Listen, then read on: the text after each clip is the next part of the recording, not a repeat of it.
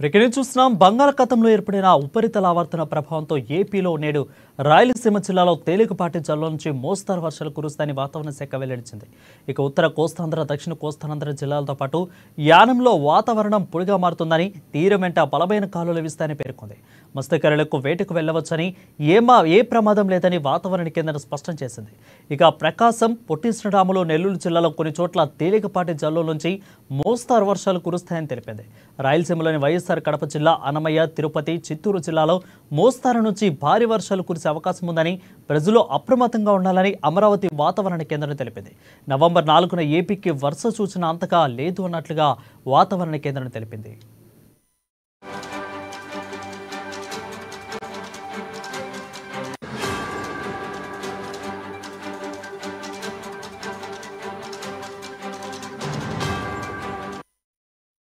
ఇక తెలంగాణలో తేలికపాటి జల్లుల నుంచి మోస్తరు వానలు కురుస్తాయని హైదరాబాద్ వాతావరణ కేంద్రం తెలిపింది.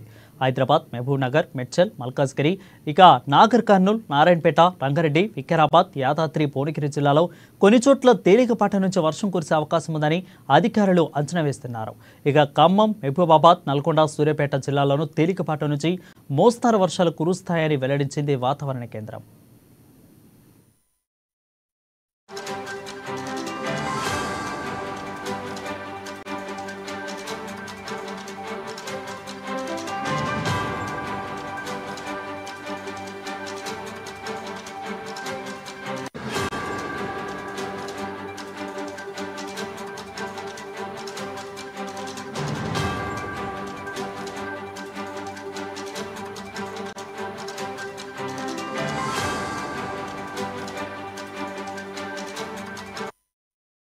ఇక బంగాళాఖాతంలో ఏర్పడిన ఉపరితల ఆవర్తన ప్రభావంతో ఏపీలో నేడు రాయలసీమ జిల్లాలో తేలికపాటి జల్లులు కురిసి నుంచి మోస్తరు వర్షాలు కురుస్తాయని వాతావరణ కేంద్రం వెల్లడించింది.